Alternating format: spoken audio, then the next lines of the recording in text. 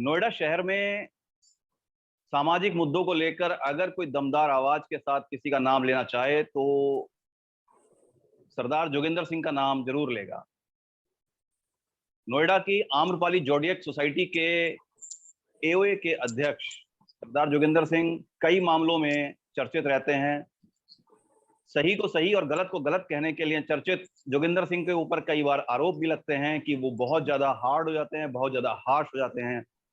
इन्हीं सब बातों को लेकर हमने आज जोगिंदर सिंह को अपने प्रश्नकाल में बुलाया है।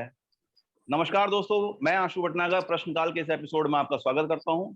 जोगिंदर जी, आपका स्वागत है। नमस्कार। इससे पहले कि हम इस प्रश्नकाल को शुरू करें, अगर आप इस वीडियो को फेसबुक पर देख रहे हैं तो हमारे फेसबुक पेज को लाइक करना ना भूलें, और अगर आप इस वीडियो को हमारे यूट्यूब चैनल पर देख रहे हैं तो यूट्यूब चैनल को जरूर सब्सक्राइब करें ताकि आपको आने वाले एपिसोड्स मिलते रहें। धन्यवाद।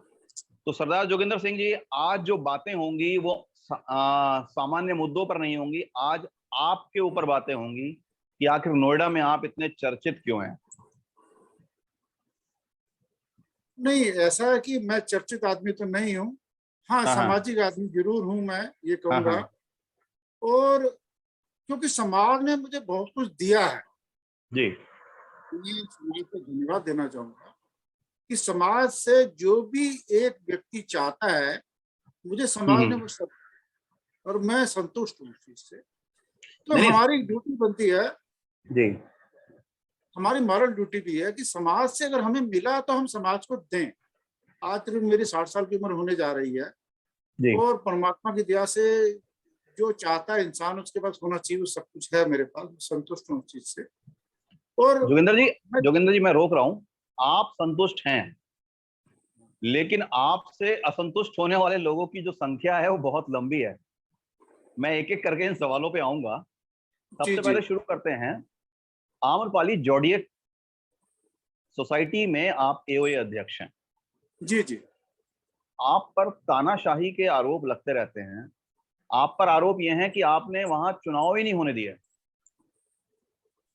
और आप वहां एक तरीके से कब्जा करके बैठ गए। आप काम अच्छे कर रहे हैं, मगर आप पे ये आरोप है कि आप तानाशाही करते हैं। नहीं जनाब, ऐसा है, मैं इस आरोप को सिरे से खारिज करता हूँ। आज स्थिति ये है, मैं तो लोगों से कह रहा हूँ कि आप हमसे हैंड ओवर लीजिए, अगली संस्था को बनाइए, चाहे वो ईओ के रूप में हो, चाहे वो डाक कमेटी के रूप में हो, लेकिन आप हमसे हैंड ओवर ले लीजिए। और कोई सामने नहीं आ पा रहा। हमने इलेक्शन क्या था, हमारा दिसंबर में कार्यकाल पूरा हो रहा था। लगातार 2 साल से मैं अध्यक्ष था। और दिसंबर के अंदर क्या था कि जो हम लोग शुरू से देख रहे थे कि दिसंबर के बाद 3 महीने और बचते हैं, नई करनी आती है, वो कहती है पिछले वालों ने गलत कर दिया, अगले वाले कहते हैं अगले वालों ने गलत कर दिया। तो वो लोगों के सामने कुछ क्लियर पिक्चर नहीं आती थी। हमने डिसाइड किया आपस में मार्च टू मार्च ही इलेक्शन कराएं, जिससे फाइनेंशियल ईयर क्लोज भी हो जाता है। दूसरा, उस टाइम कोरोना भी चल रहा था और हम लोग सेक्शन 144 लगा था। हमने बहुत जगह कोशिश की, हमें इजाजत मिल जाए इलेक्शन कराने की, इजाजत भी नहीं मिली। तो ये सारी बातें थी। और उसके बाद आज स्थिति ये है कि हम मार्च 13 से जीबीएम करा के लगातार हम इस विषय पे चालू हैं कि इलेक्शन हो जाए। जीबीएम हुई, एक एक दो दो तीन तीन बार जीबीएम हो गई, इलेक्शन प्रोसेस स्टार्ट हो गया, इलेक्शन कमेटी बन गई। फिर जो इलेक्शन में पार्टिसिपेट कर रहे हैं जो लोग, और हमने नॉमिनेशन भी नहीं भरा और हमने डिक्लेयर कर दिया कि हम आगे इलेक्शन में नहीं आएंगे, लेकिन जो इलेक्शन लड़ रहे हैं वो खुद ही ले आए कि डिप्टी स्टार से कि आगे इलेक्शन नहीं हो। पता नहीं क्या क्या लोग क्या कहते हैं, क्या नहीं कहते। बेसिकली क्या है कि हमने 2 साल में कुछ मानदंड स्थापित कर दिए कि अगर जो भी एसोसिएशन में आएगा उसको ये काम करने पड़ेंगे। और उन काम करते टाइम क्या होता है कि लोग वोट लेके आते हैं। जब वोट लेके आते हैं तो सामने वाले का लिहाज करते हैं, इसने मुझे वोट दिया था। मैंने वो कभी नहीं किया। वोट लेने के बाद जब मैं सीट पे आ गया, जो भी सोसाइटी के लिए भले का काम होता था उस कारण सामने वाला नाराज होता था, नाराज हो जाए, लेकिन मैंने वो भले का काम जिससे शरबत का भला होता है, सबका भला होता है, पूरी सोसाइटी की मेजोरिटी लोगों का भला होता है, तो मैंने उसको प्रेफर किया। ना कि ये प्रेफर किया कि जिस आदमी ने मेरे को वोट दिया, मुझे पता है इसने मेरे को वोट दिया और ये हो सकता है नाराज हो जाए, मुझे आगे वोट भी ना दे, तो मैंने उसको कंसिडर नहीं किया। मैं ये तानाशाही वाली बात इसलिए कह रहा हूं कि एक आरोप आप पर ये है कि आपने जो दूसरे गुट के सेक्रेटरी थे उनको ही सस्पेंड कर दिया या उनको अलग कर दिया, क्या है वो? नहीं नहीं, ऐसा है, मैंने नहीं सस्पेंड किया उनको। जी। जो हमारी एसोसिएशन है उसके बायलाज हैं, बायलाज के हिसाब से आपको क्या होता है, अगर सोसाइटी के लोगों ने आपको वोट दे के इलेक्ट किया है तो आपको कोई जिम्मेदारी दी है। जिम्मेदारी के अंदर आपको सोसाइटी के लिए काम करने पड़ते हैं, मीटिंग्स अटेंड करनी पड़ती हैं, आपको कोई सोसाइटी में काम होना है, प्रपोजल बताना पड़ता है, उस प्रपोजल के लिए आपको तय करके उसको काम को करवाना पड़ता है। जो एसोसिएशन की मीटिंग्स होती हैं उनको अटेंड करना पड़ता है, और उन्होंने लगातार मीटिंग्स ही अटेंड नहीं की। जब मीटिंग्स अटेंड नहीं की तो फिर नेचुरली क्या होगा कि उनके हिस्से का काम कौन करे, जब उनके हिस्से का काम दूसरे लोगों को करना पड़ेगा। तो इसलिए सोसाइटी के बायलाज हैं, उन बायलाज के अंतर्गत जो हमारी पूरी सोसाइटी के बाकी लोग थे, एसोसिएशन के पदाधिकारी थे, उन सबने मिलकर निर्णय लिया। ये मेरा निर्णय नहीं, और इसके ऊपर सब लोगों ने माना भी है उसको। ऐसा नहीं है कि कोई उसके अंदर बहुत बड़ा विरोध। लोगों का ये कहना है जोगिंदर सिंह जी कि आप नियम और बायलॉज की आड़ में अपने विरोधियों को टारगेट करते रहते हैं। जनाब, मेरा कोई भी विरोधी नहीं। मैं स्पष्ट रूप से कहूं, जितने भी लोग हैं हमारी जो सोसाइटी में रहते हैं वो मेरे लिए परिवार, और मैं किसी से भी अगर मतभेद रखता हूं तो व्यक्तिगत रूप से नहीं रखता हूं, मैं सिर्फ मुद्दे पे रखता हूं। उस मुद्दे पे मैं उनसे पूरी मंत्रणा भी करता हूं, और जहां तक मेरी समझ होती है, मेरी समझ, मैं ये नहीं कह रहा हूं कि 100% सही भी हो सकती है, लेकिन फिर भी मैं किसी भी चीज पे अगर मंत्रणा करता हूं तो मैं पहले पूरी कोशिश करता हूं उस विषय पे पूरा अध्ययन करूं।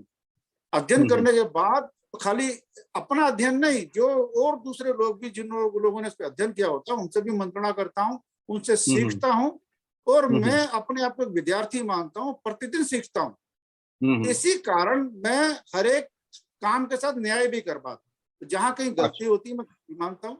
तो ऐसा नहीं है कि मैं बिल्कुल सख्त होकर इन चीजों को लेता। मैं सख्ती की बात ऐसे करूंगा कि आपने बायलॉज स्टैब्लिश करने के लिए जो एक आपका, जिसके कारण आप बहुत ज्यादा फेमस हुए, कुत्तों को लेकर जो है आपने नियम स्टैब्लिश किए सोसाइटी के अंदर, जो एक बेंचमार्क भी बना नोएडा में।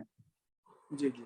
लेकिन उसको लेकर आपने इतनी सख्ती कर दी कि लोग पगडंडी से दाएं बाएं ना हो जाए तो फाइन लगा देते हैं आप।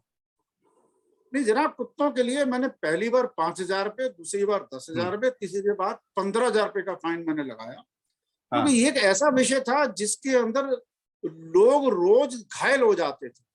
आज मैं देख रहा हूं कि पिछले 1.25 साल में का पीरियड हम लें तो 1.25 साल में हमारे यहाँ पे अब पिछले 4-5 दिन से फिर 1-2 इंसिडेंट हो गए, 2-3 दिन से इंसिडेंट्स हो गए, जब लोगों को लगा कि जोगिंदर सिंह अब आगे नहीं आएगा, इनको निश्चित हो गया। इस दौरान 1.25 साल के अंदर सिंगल स्टेट डॉग बाइट हमारे यहाँ पर नहीं हुई, क्योंकि हमने सख्ती रखी हमारे अंदर, और जो सुप्रीम कोर्ट का आदेश है उसको सख्ती से हमने पालन किया।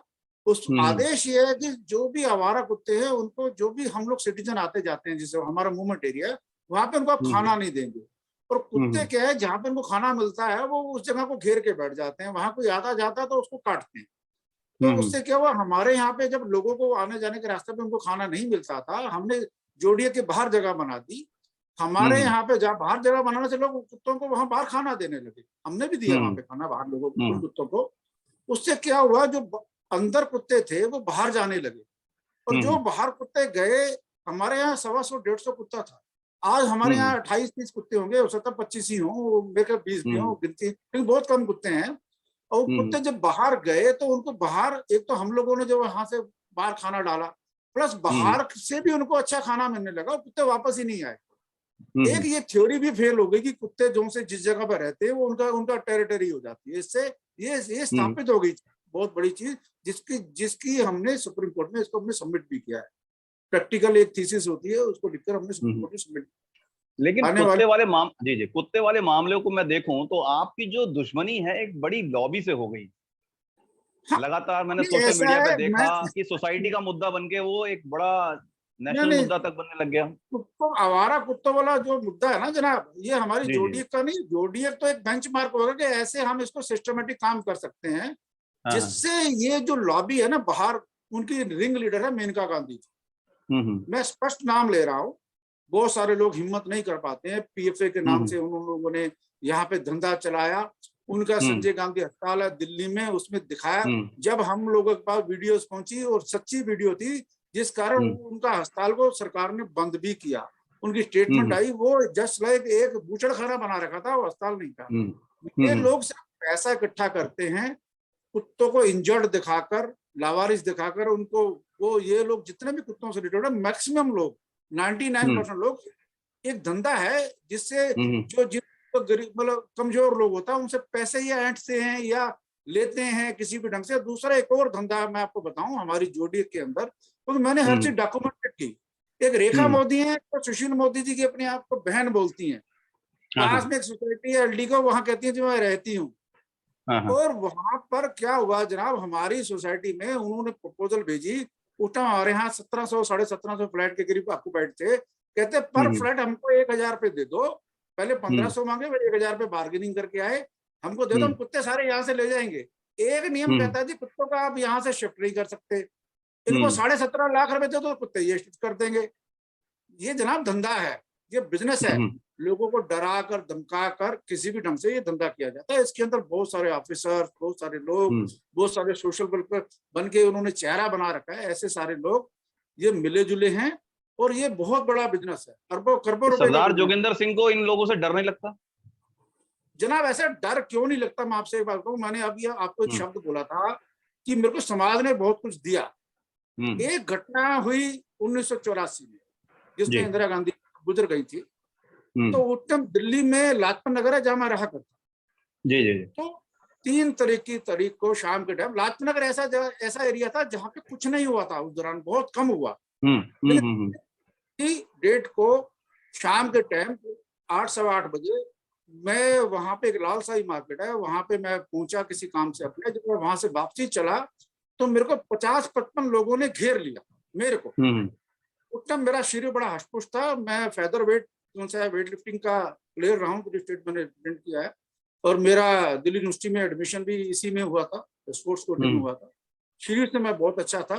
जब उन लोगों ने घेर लिया था, मैंने देखा कि जो भीड़ होती है, भीड़ होती है, उसमें जिगरा नहीं होता। जब एक पत्थर मारने लगता है, देखा था कि सब लोग मारने लगते हैं। तो वो भीड़ एक किसी बुजुर्ग आदमी को मार रही थी वहां पे। जब मैं वहां पहुंचा तो मैंने देखा, मैं उसको बचाने लगा, मेरा स्वभाव था कि ये लोग मार रहे हैं, मैं पता करूं क्यों मार रहे हैं। मैं वहां पहुंचा तो उन्होंने बोला ये भी सरदार। तो जब ये शब्द मेरे कान में पड़े, मेरे मन मतलब अचानक मुझे लगा यार, ये लगता है वो इंदिरा गांधी से रिलेटेड कोई मामला है, ये सरदारों को शायद मार।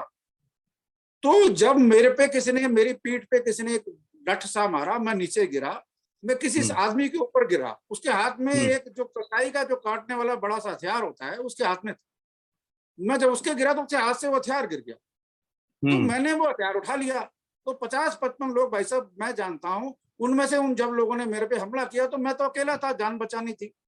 मैंने उस हथियार से मैंने जैसे घुमा सकता था घुमाया, किसी के हाथ कटा, किसी का कुछ कटा, मैं नहीं जानता क्या क्या कटा, लेकिन 1-1.25 किलोमीटर मैंने अकेले ने भगा दिए वो सारे आदमी। मतलब मैं मौत के मुंह से बाहर आया, मौत मुझे जिंदगी दोबारा मिल गई।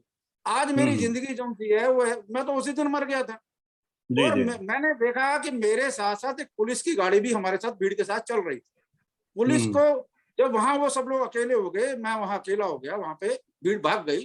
तो पुलिस में एक अधिकारी थे, मैं नाम नहीं लूंगा इस मंच पे, वो एक क्रिश्चियन थे, ठीक अच्छे अधिकारी थे, थाने के समझ लो अध्यक्ष टाइप भी थे। तो उन्होंने मुझे शाबाशी दी और मेरे से बोला कि बेटा कहाँ रहते हो, तो मेरे घर छोड़ के आए। मैं जानता हूँ ना, तो वो अगले दिन कुछ आया। मेरा ये कहना है कि पुलिस वाले भी जो से हैं, उन्होंने मेरे को दिया, मेरे को जिंदगी दी, मेरे को मेरी अगली लाइफ डिस्टर्ब नहीं की, इसलिए अच्छे पुलिस लोग भी होते हैं। आपने देखा होगा मैं हर जगह पुलिस के साथ खड़ा होता हूँ, क्यों? पुलिस लोग दबाव में होते हैं। तो मोस्टली हर जगह जब मैं ऐसे ही काम कर रहा होता हूँ तो इन सारी चीजों को देखता हूँ, समझता हूँ, पुलिस लोग भी समझते हैं। और मेरे इन सारे कामों से आज मैं समाज के लिए जो कर रहा हूँ, मैं पुलिस का जब जिक्र आ रहा है तो मुझे एक बात याद आ रही है। किसी मीटिंग में ये कहा गया कि भाई जोगिंदर सिंह को मत लाया करो कॉन्फ्रेंस मीटिंग में, बहुत ज्यादा हाइपर हो जाते हैं। नहीं सर, बात ऐसी है, देखिए मैं आपसे बात कहूँ, हाइपर नहीं होता हूँ मैं। सच, मेरे अंदर का सच है ना सामने आता है। अभी भी हम बात कर रहे हैं, मैं हाइपर नहीं हूँ, लेकिन जो बात मैंने आपके कैमरे पे कह दी कोई नहीं बोलेगा। जी। सच बोलना है भाई साहब, सच बोलने से कोई फर्क नहीं पड़ता। क्या लोगों को सच जो है हजम नहीं होता है, सच स्वीकार नहीं होता? नहीं, हजम नहीं होता। आज की जिंदगी क्या है, सब लोगों की क्रेडिट कार्ड की जिंदगी है। तनख्वाह जी। जब 1 तारीख को 30 को आती है ना, वो पहले खर्च कर हाँ। चुके होते हैं। तो वो जिंदगी सब लोग बनावटी जी रहे हैं भाई साहब। समस्या हाँ, ये हाँ। है, सोसाइटी के अंदर बड़ा बुरा हाल है। मैं बाई चांस पिछले 2016 से यहाँ सोसाइटी में रह रहा हूँ। बाई चांस मेरे को सुप्रीम कोर्ट ने सुन लिया। पहली बार सुनने के बाद जब मैं बोला तो आवाज मेरी थोड़ी सी परमात्मा की थोड़ी सी ऊंची है, लाउड है, या मैं बोलता भी हूँ तो मैं सच्चाई से जब बोलता हूँ तो मेरे शब्दों में वजन हो जाता। सुप्रीम कोर्ट ने सुना मेरे को। आप सुप्रीम कोर्ट भी गए तो सुप्रीम कोर्ट को भी आपने जो है कह दिया कि भाई मार दो, हमें जेल ही भेज दो, ऐसा हाँ जी, लोग सुप्रीम कोर्ट में गए तो आपने वहां भी जज साहब को कह दिया कि ऐसा जी हमें जेल ही भेज दो अगर हमें फ्लैट नहीं मिल हाँ रहे। तो जनाब बात ऐसी है कि सुप्रीम कोर्ट जेल ही तो भेज सकती है। हमको हाँ, ऐसा जुर्म तो नहीं कर रहे कि हम फांसी लगा रहे। अपने हक मांगना कोई जुर्म तो हाँ। है नहीं। और मेरे को सुप्रीम आम्रपाली का जब केस चल रहा है, मेरे को सबसे कम समय सुप्रीम कोर्ट ने दिया है। और सबसे मैं मान के चलो मेरे को 8 ऑर्डर दिए हैं समझला आज तक।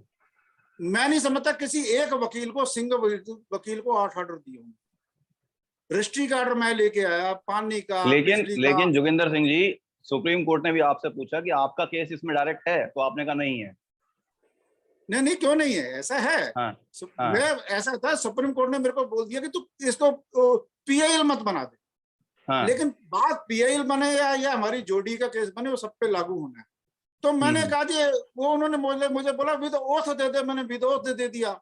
तो पिछली से पिछली डेट में मैं और मेरे साथ एक मेरे साथी हैं, मेरे गुरु जी जिनको मैं बोलता हूँ, चक्रेश जैन जी, बुजुर्ग आदमी है। हम दोनों को 1 घंटा 48 मिनट सुना। तो यूपी सरकार को लताड़ा, नोडा अथॉरिटी को लताड़ा। यूपी सरकार को 2 महीने का टाइम दे दिया। एक जो सा हमारा एरिया सर्टिफिकेशन के ऊपर रजिस्ट्री होनी है कारपेट एरिया पे, और 2 महीने का टाइम दिया कि आप 2 महीने में डिसाइड करके हमको बताएं।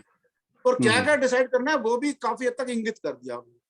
ऐसे नोडा अथॉरिटी के ऊपर हमारा जो कॉमन एरिया है, कॉमन एरिया के ऊपर नोडा अथॉरिटी को बोल दिया कि आप उस दिन हमको जवाब देंगे, और सख्ती से बोल दिया। लिखित में ऑर्डर है हमारे पास। और मैं कोई नोएडा अथॉरिटी वकील, आपकी हेल्प कर रही है या नहीं कर रही है? ऐसा है नोएडा अथॉरिटी का मैं एक बात को, माहौल पिछले 4-5 सालों में के अंदर जब आए से यूपी सरकार आई थी, हमारे हमारे मैं बोलूंगा बुलडोजर बाबा कहते हैं लोग इनको, हमारे उसके बाद फर्क पड़ा। मैं सच्चाई बोलूंगा, जब हमारे मोदी जी आए ना 2014 में, तो यूपी सरकार के अंदर मैं बोलूँ या यूपी के माहौल में नोएडा अथॉरिटी में कोई फर्क नहीं था। लेकिन योगी जी आने के बाद बहुत फर्क, बहुत। और पिछले 2-3 साल के अंदर तो हम अगर जाते हैं नोएडा अथॉरिटी में, हम मुंह से शब्द निकालते हैं, वो हमको फाइल निकाल के हमारे सामने रख देते हैं। पर बहुत कुछ ऐसा है जो नोएडा अथॉरिटी अब मान गई है। कुछ उन्होंने कर दिया सुधार, और कुछ करने को तैयार। मतलब ये मैं आज बोलूंगा आपके पॉजिटिव ऊपर है। हाँ जी जी, आपके ऊपर एक और चीज भी है। आप दुकानदारों से भी, सोसाइटी के जो मार्केट है उनसे भी आप लोगों ने, उनपे भी आपने जो है प्रतिबंध लगाए, उनपे भी नियम रूल्स फॉलो करने के दबाव बनाए, जो कि औसतन होता नहीं है। बात, मैं आपसे बात कहूँ, क्या होता है, हर चीज अनुशासन से होनी चाहिए। हमने दुकानदारों से ये नहीं कहा कि आप दुकानदारी नहीं करिए। और क्या था कि जो कोविड का पीरियड अभी पीछे कुछ दिन पहले गया है, तो हमने, हमारे मन में उनके लिए पूरी संपत्ति भी है कि पीछे काफी टाइम दुकानें बंद रही, उनका रोजी रोटी बढ़िया नहीं चली। हालांकि दुकानें उन्होंने सिर्फ दुकान खरीदी है, बाहर का एरिया नहीं खरीदा। लेकिन क्या था कि वो एक सामने एक येलो लाइन थी, येलो लाइन का एरिया में सामान वो रखते थे। तो वो येलो लाइन क्रॉस करके double yellow line, triple yellow line में उन्होंने इतना एरिया क्रॉस करने के सामान रखना शुरू कर दिया, जिससे हम लोग जो जोड़िए के लोग थे वहां अंदर जा ही नहीं सकते थे खरीदारी करने के लिए। हमने उन्हीं के पास खरीदारी करने जाना, और हमारे लिए रास्ता नहीं है। तो फिर हम लोगों ने उनके लिए एक नियम बना दिया, जो ऑलरेडी नियम पुराना बना हुआ है। हमने नया नियम तो नहीं बनाया कि येलो लाइन से आप सामान बाहर नहीं रखोगे। और हमने जो नियम बनाया, नियम ऐसा बनाया कि उस नियम से कमाई हम नहीं कर रहे। उसको जो फाइन होगा, उसकी जो सूचना देगा विद प्रूफ, वो सूचना का वो फाइन उससे, इस ए से लेकर बी को दे दिया जाएगा। अब वहां पे हालत ऐसे बन गए, एक दुकानदार दूसरे की सूचना दे देता है। तो इसके अंदर अब धीरे धीरे सारे दुकानदार इस चीज को मान गए। और दूसरा सबसे बड़ी बात, खुले में आग किसी भी चीज पे जले, कोई टिक्की वाला बैठा दिया, कोई बर्गर वाला बैठा दिया, आग लग जाएगी तो हमारे टावर साथ लगते हैं, वो बड़ी घटना हो जाएगी। आग लगने, हमने कोई ज्वलनशील पदार्थ बाहर नहीं रखना, इसके ऊपर भी फाइन लगा दिया। बाकी वो अपनी दुकानदारी करें। लोगों हमें का कोई कहना है एतराज कि नहीं है। जोगिंदर सिंह लोगों का कहना है कि जोगिंदर सिंह को संस्थाओं में रहने का बड़ा शौक है। वो निपोवा में रहे, वो पूना में रहे, एओए में रहे, बीजेपी में भी हैं, लेकिन वो कभी भी उन्हीं संस्थाओं पे फायर हो सकते हैं।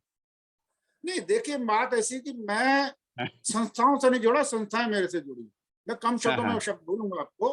हम्म और मैं कभी किसी के पास चल के नहीं गया कि मुझे आप ये ओहदा दीजिए, मेरे को ये बनाइए वो बनाइए। उस हम्म संस्था के जो ओहदेदार थे, उन लोगों से बाई चांस हम कोई भी एक्टिविटी करते हैं, उनसे मुलाकात हुई तो उन्होंने ऑफर किया, यार आप हमारे साथ ही हमारे यहाँ आ जाइए। मैं हम्म बीजेपी से भी जुड़ा हूँ, और मैं हम्म मान के चलिए कि मैं बचपन से आरएसएस से जुड़ा हूँ।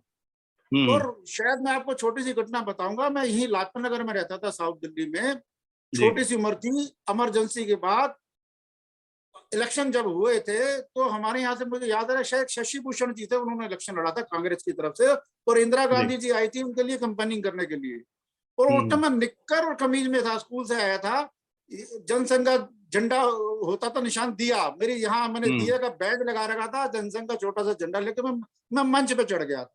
मैं हम्म तब से और उस टाइम मैंने मंच पे, इंदिरा गांधी जी मंच पे थी, और मैं चिल्ला के बोला था कि इंदिरा गांधी ने कितना बड़ा गलत किया कि हम्म हमारा जो कश्मीर था, कश्मीर हम्म वापस वापस पाकिस्तान को छोड़ दिया, जीता हुआ पाकिस्तान को दे दिया। वो हम्म इसलिए था कि मेरा क्या था, बचपन में मेरे जो नानी थी कुछ, वो उस कश्मीर के हिस्से से आई थी।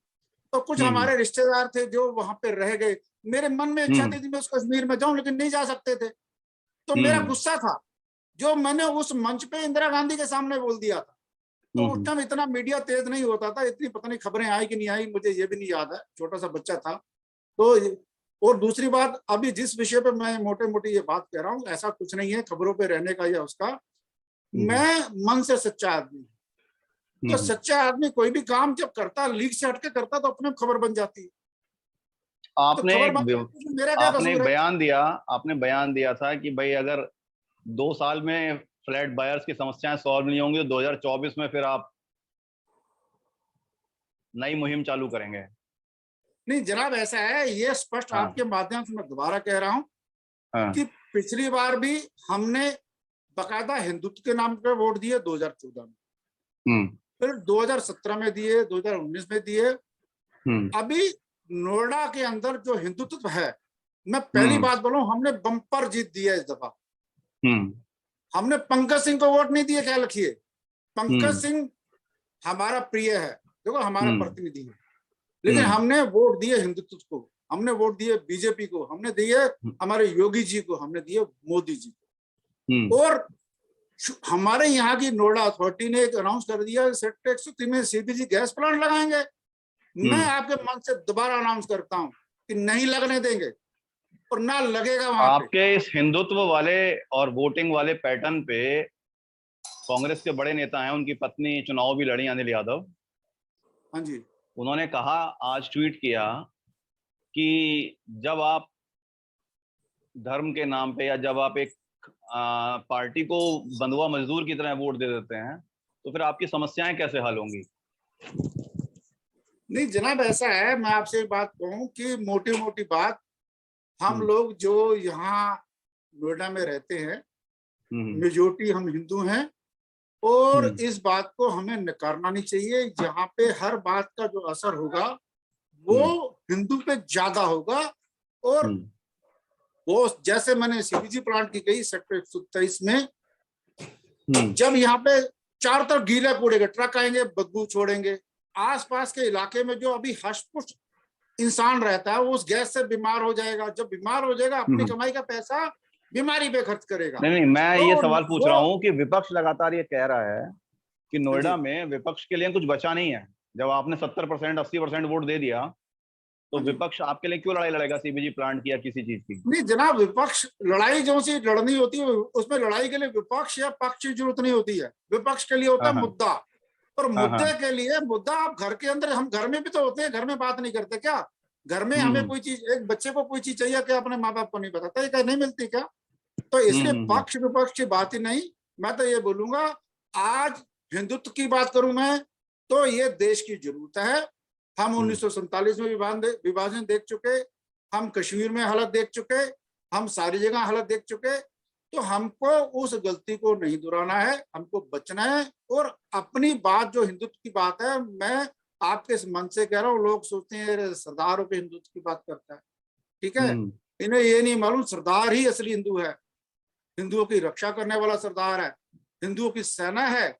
और नहीं, सरदार हिंदुओं से ही बने हैं, सरदार हिंदुओं का बड़ा बेटा ही सिख बना है। नहीं, ऐसा नहीं है, सरदार हिंदुओं से नहीं बने, सरदार सबसे बने हैं, सरदार सारी जातियों से बने हैं। हिंदू जातियां हैं ना वो, उसका अमृत जो छकाया गया था। हाँ बिल्कुल, उस समय जो सारी चीजें हैं वो एक ऐसा पैटर्न है कि हिंदुओं के बड़े बेटे को ही सिख बनाया गया ना, सिख मतलब सरदार। हाँ, काफी लोगों को बनाया, काफी लोगों को, ये भी पता है, अब 84 के बाद खत्म सी है। हाँ, लेकिन सच्चाई यही है। लेकिन क्या है, वो एक पार्ट है। हाँ, पंथ और धर्म में अंतर अलग बात है। मैं चलिए इस बात को अलग रखता हूँ, ये डिबेट बड़ी हो जाएगी, इसको कंक्लूड करना है। अब जब आप कह रहे हैं कि आपने कहा है, वापस आपकी सोसाइटी पे आ जाते हैं, सारे मुद्दे आपने जवाब दिए हैं कि भाई अब मैं चुनाव नहीं लड़ूंगा, या आप कह रहे हैं हैंड ओवर ले लो मेरे से, या जो भी आपका पैटर्न है। तो सरदार जोगिंदर सिंह जब सत्ता में नहीं होंगे, जब एओए में नहीं होंगे, तो जिन मुद्दों पर सरदार जोगिंदर सिंह ने लड़ाई लड़ी है, उनके लिए कैसे देखेंगे, या उनको कैसे होते हुए देखेंगे, उसके बाद क्या रोल रहेगा? ऐसा होता है, मैं आपसे बात करूं, जो हमने मानदंड स्थापित कर दिए है, वो जोगिंदर सिंह के मानदंड नहीं है। जोगिंदर सिंह की जरूरत नहीं है, पूरी सोसाइटी की जरूरत है। अब जब सोसाइटी की जरूरत है, तो लोगों को समझ में आ गया कि एक संस्था जो ये होती है वो क्या क्या कर सकती है और क्या क्या नहीं कर सकती है। अब आने वाले लोगों, इसलिए तो आज आगे नहीं आ रहे, हैंडओवर क्यों नहीं ले रहे, या लेने वाली स्थिति में क्यों नहीं है कि इलेक्शन में नॉमिनेशन भर दिए, सब कुछ कर दिया और खुद ही इलेक्शन रुकवा रहे हैं।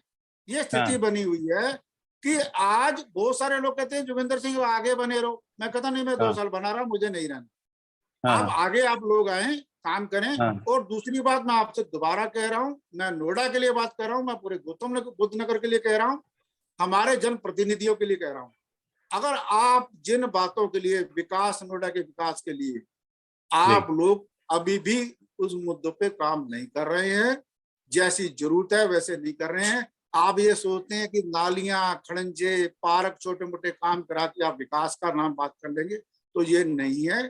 नोएडा का विकास तब होगा जब नोएडा का आम नागरिक सुखी होगा, उसकी परेशानियां खत्म होंगी, एक छोटा सा सवाल, और हमारे जो गांव वालों के लिए जो वायदे किए हुए हैं वो पूरे होंगे। कागजों पे नहीं होना चाहिए, प्रैक्टिकली होना चाहिए। ठीक है, एक छोटा सा सवाल खत्म करें इसको। नहीं किया तो मैं ये कह रहा हूँ, हम मुहिम चलाएंगे नोएडा से आने वाले लोकसभा इलेक्शन में यहाँ का लोकल प्रतिनिधि आए।